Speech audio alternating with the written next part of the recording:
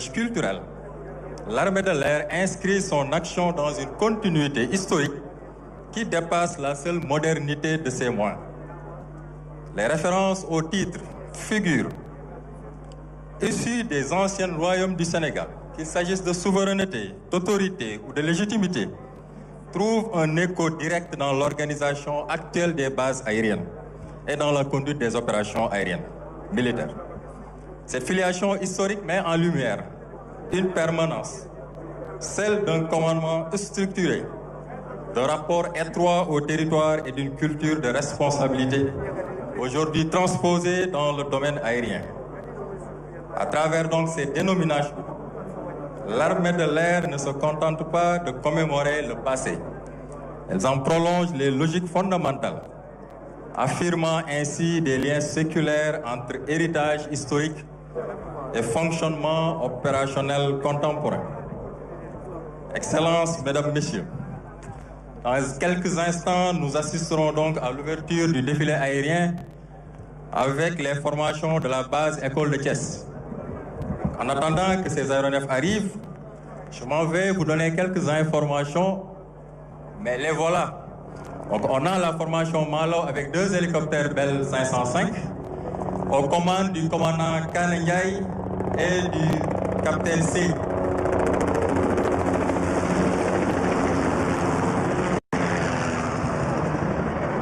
Donc cette formation sera suivie donc de la formation Mansa, toujours de la base École de Thiès, avec cette fois-ci 3 avions, un TB30 Epsilon qui sera devant, et flanqué de 2 avions DA-42, donc 2 bimoteurs légers qui sont utilisés dans la formation et dans le perfectionnement des pilotes de transport de l'école de l'armée de l'air, mais également des pilotes de la compagnie nationale Air Sénégal.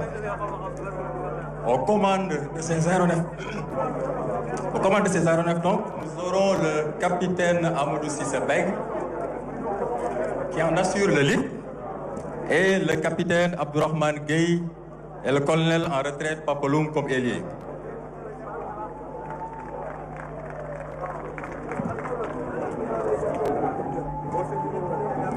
L'Epsilon est devant, suivi donc du DA-42. Donc le TB30 Epsilon, c'est l'avion épidorsal de l'école de l'armée de l'air. Le DA-42 donc utilisé dans la formation des pilotes de transport. Cette formation sera suivie dans un moment.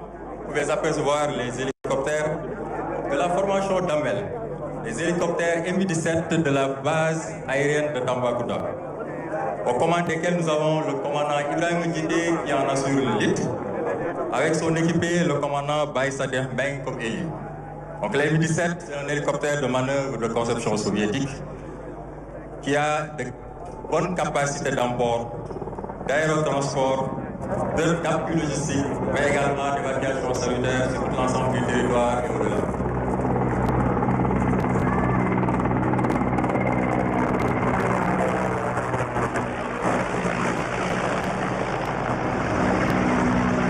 Et enfin, nous aurons donc la formation Djaraf qui va clôturer ce défilé aérien. Cette formation est composée donc de 2 aéronefs, de 2 avions, un King Air BE-200 qui sera devant, suivi d'un Casa 295. Le leader de cette formation est le colonel Tombo Correa, qui est également le commandant de l'ensemble du dispositif aérien. Le King Air BE-200, en tant qu'équipier donc du Casa 295, est aux commandes du lieutenant-colonel Mansour Khan. Vous pouvez les apercevoir au loin. Le BE-200 King Air, aux commandes du lieutenant-colonel Mansour Khan, suivi du Casa 295 aux commandes donc, du colonel Tombo Correa, qui est le leader donc, du dispositif aérien. Donc, le Casa 295 est un bimoteur capable d'opérer sur discours et avec beaucoup de performance.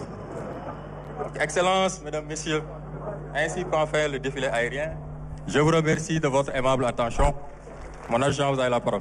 Colonel Do, vient d'assister à un beau défilé aérien. Voilà, un très beau défilé aérien sous le lead du colonel Tombon Correa. À présent, nous allons passer au défilé motorisé qui sera ouvert par le colonel Haj Marfaï, commandant la zone militaire numéro 7 et commandant des troupes à bord du véhicule de commandement. Par le chef de l'État, son Excellence M. Bassirou Diomaye Faye, qui poursuit cette montée en puissance.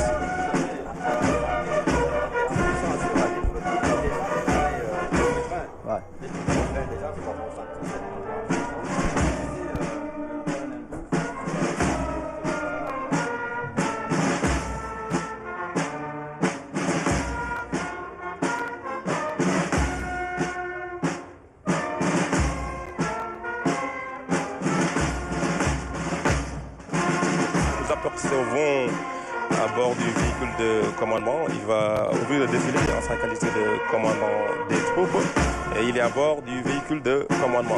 Derrière lui, nous avons les troupes motorisées de la gendarmerie nationale.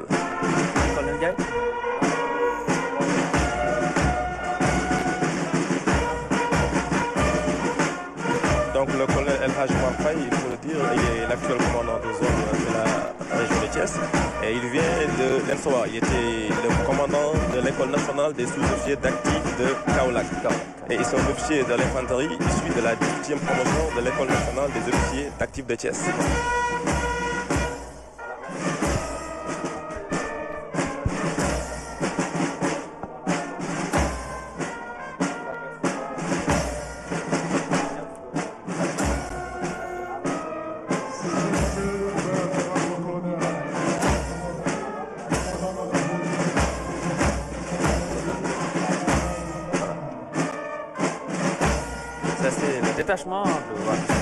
Ça, c'est le commandant de zone. Voilà, le commandant de zone qui salue le président de la République et qui ouvre le défilé.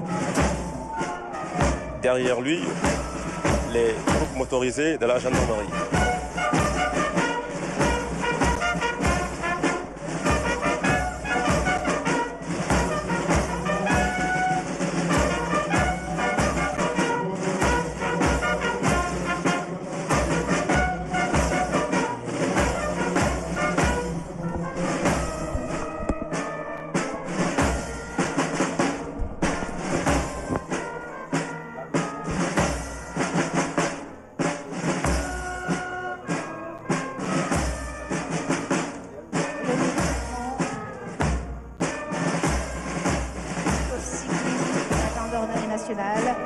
Aux ordres du chef d'escadron Alud Badarasso, créé en 1960. Cette unité de la Légion de la garde présidentielle est basée au quartier Samba Diallo. Il assure des missions d'escorte et d'honneur au profit de Monsieur le Président de la République, du Premier ministre, du Président de l'Assemblée nationale et d'autorités nationales et étrangères en visite au Sénégal. Il exécute également des services de police de la route et d'escorte de convoi et défile ce matin devant vous avec 47 motos. Colando, ça c'est l'escadron motorisé. Effectivement, ça c'est l'escadron motorisé de la gendarmerie nationale et le détachement de la Légion de gendarmerie de sécurité routière sous les ordres du lieutenant-colonel Modisowa. Et le détachement, comme on l'a dit, est créé en 2023. La Légion de gendarmerie de sécurité routière est une formation rattachée à la gendarmerie territoriale. Voilà. Colonel Ndiaye, allez-y.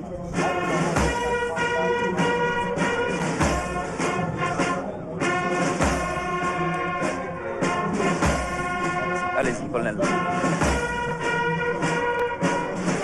Voilà, donc la Légion de sécurité routière sous les ordres du lieutenant-colonel Modi Sow, donc une unité créée en 2023, une formation rattachée à la gendarmerie territoriale. Donc l'unité a pour mission essentielle d'assurer la surveillance du réseau routier et autoroutier national, la prévention des accidents, la détection et la répression des infractions liées à la sécurité routière.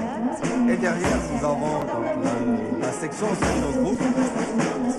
La section Sinogroupe de la gendarmerie nationale, plus connue sous l'appellation de Sinogroupe, qui est créée en 1979, une unité spéciale de la gendarmerie mobile, qui dispose de plusieurs races de chiens qui sont spécialisés soit dans la recherche d'explosifs, soit dans la recherche d'armes, la recherche de munitions, de stupéfiants, mais aussi de billets de banque.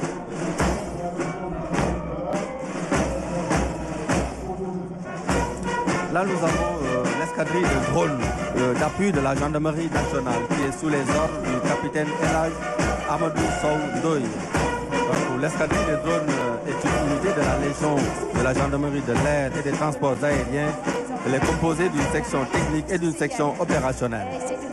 Là, nous avons la section spéciale chargée de la protection de l'environnement sous les ordres du capitaine Adja Aïssatou Cissé Diagne. Alors, c'est une unité spécialisée en charge de la police de l'environnement.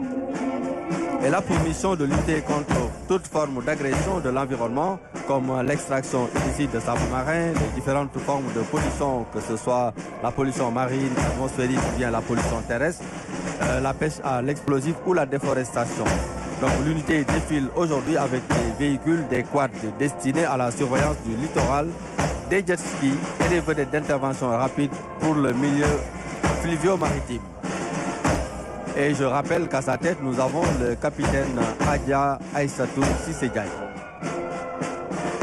Là, c'est des vedettes de 8,60 m nouvellement acquises qui nous servent aujourd'hui de surveiller un peu les espaces fluvio-maritimes. Et derrière, nous avons le détachement du groupement blindé de la Légion de la gendarmerie d'intervention sous les ordres du chef d'escadron Morguet. Je rappelle que la LGI est une unité de réserve générale qui est mise à la disposition de M. le Président de la République.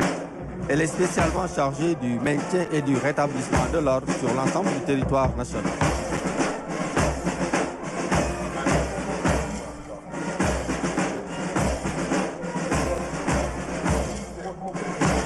Alors, ces unités participent aux opérations militaires aux côtés des armées dans le cadre de la défense opérationnelle du territoire et assurent également le perfectionnement des élèves gendarmes en application. La LGI compte aujourd'hui 18 escadrons articulés en 3 groupements de maintien de l'ordre réversibles en mode combat. Elle défile à la tête d'un escadron porté et de 3 escadrons blindés. La version portée de la LGI défile à bord de véhicules spécialement destinés au maintien de l'ordre. Le 3e escadron blindé est équipé d'engins de type Cobra, réversible entre le maintien de l'ordre de haute intensité et les opérations de guerre. Le 1er escadron est équipé d'engins de type Roucano. Les blindés CSVN-3 est utilisé dans les opérations spéciales, le soutien au combat, la lutte contre le terrorisme et les opérations de maintien de la paix. Quant au VN-22B, c'est un engin d'assaut de multiples fonctionnalités de combat et d'une technologie avancée. Il est équipé d'un canon 105 mm, d'une mitrailleuse 7,62 et de lance-fumigènes. Il est capable d'effectuer des frappes précises à l'arrêt comme temps mouvement. Et c'est ça, il est important de le souligner.